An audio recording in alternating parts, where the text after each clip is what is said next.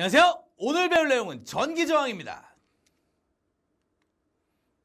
자, 전기저항의 정의와 원인에 대해서 도대체 왜 그러는지 한번 알아보도록 하겠습니다. 자, 전기저항이라고 하는 건요, 말 그대로 이 자식 저항하네. 뭐 하는 거예요? 방해하겠다는 거죠.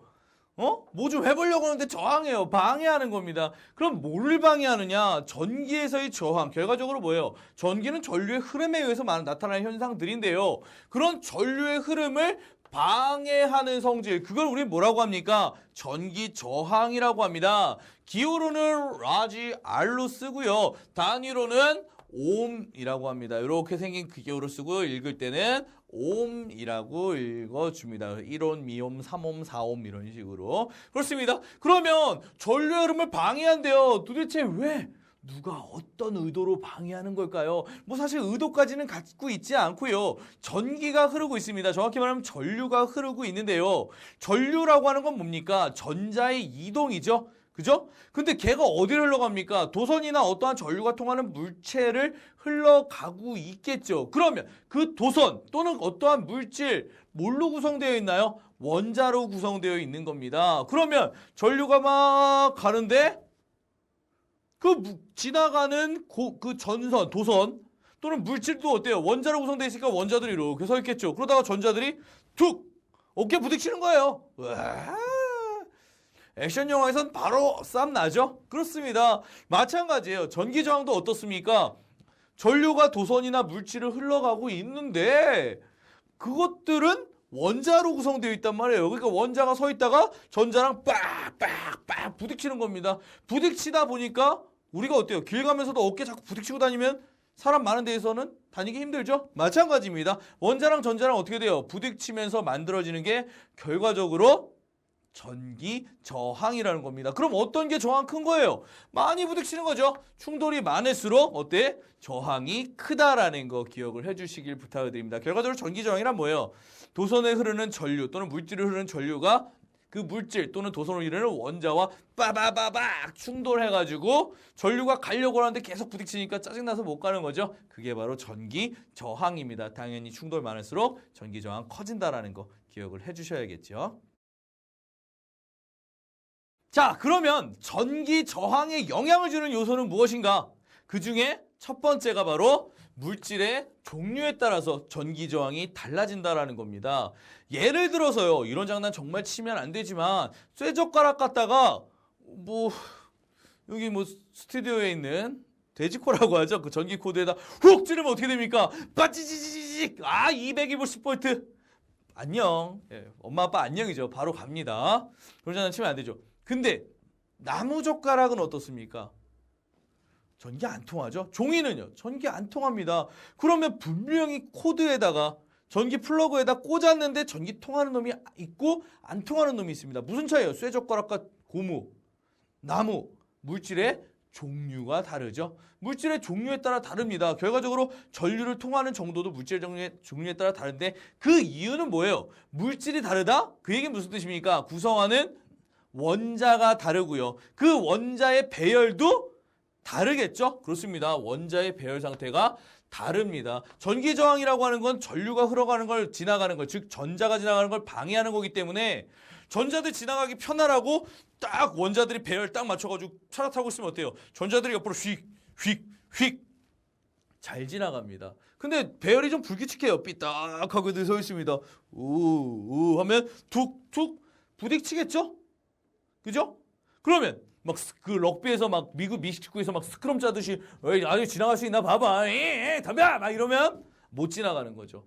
마찬가지입니다. 원자가 어떤 식으로 배열되어 있냐에 따라서 전자들이 쉽게 지나가느냐, 아니면 살짝씩 충돌하고 지나가느냐, 아니면 지나갈 엄두도 못 내느냐, 이게 달라지게 되는 거죠. 충돌에 의해서 발생하는 거기 때문에. 그러면 이런 충돌이 거의 안 일어나고 전자 컴온 지나가세요. 쉥 잘 지나가는 거. 그런 물질들을 우린 뭐라고 그래요? 도체라고 합니다. 전자가 잘 지나갈 수 있는 원자 배열을 갖고 있는 거죠. 그래서 저항이 작아요. 대표적인 게 누구 있어요? 구리나 니크롬소, 알루미늄 같은 뭐예요? 일반적인 금속들은 어떻습니까? 전기가 굉장히 잘 통하도록 도체라고 말씀을 해드릴 수가 있습니다. 일반적으로 금속들은 거의 다 도체죠. 그러면 부도체는 반대죠. 또는 절연체라고 하는데요.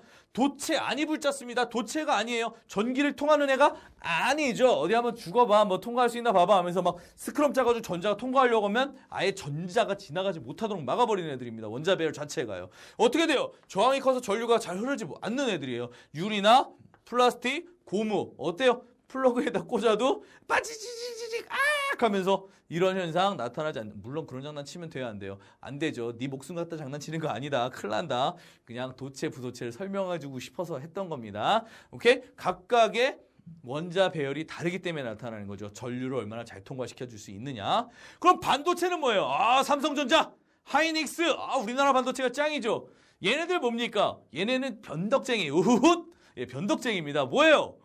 어떨 땐 전기를 통하게 했다가요. 어떨 땐 안 통하게 합니다. 저항이 작아졌다 커졌다 작아졌다 변하는 수 있는. 그래서 전기를 통하게 할 때도 있고 안 통하게 할 때도 있는 이런 애들이 바로 반도체입니다. 반만 도체란 거죠. 반은 부도체고요. 결과적으로 이걸 통해서 우리가 나중에 메모리나 많은 기억 소자들을 만들어낼 수 있는 거 아니겠습니까? 그래서 온도나 압력에 의해서 전기가 전달되는 정도가 달라지는 실리콘이나 게르마늄, 반도체의 재료죠. 이렇게 물질의 종류에 따라서 결과적으로 뭐예요? 원자 배열에 따라서 전기 전도도가 달라지더라. 그래서 도체와 부도체와 반도체로 나눌 수 있더라라는 얘기를 다시 한번 드리면서 기억을 부탁을 드립니다. 자, 전기 저항에 영향을 주는 요인. 이번엔 도선의 단면적과 길이에 대한 얘기를 해보도록 하겠습니다. 도선의 단면적은 한마디로 말해서 뭐예요? 전자가 또는 전류가 지나가는 길의 넓이죠. 쉽게 가자. 넓으면 어때요?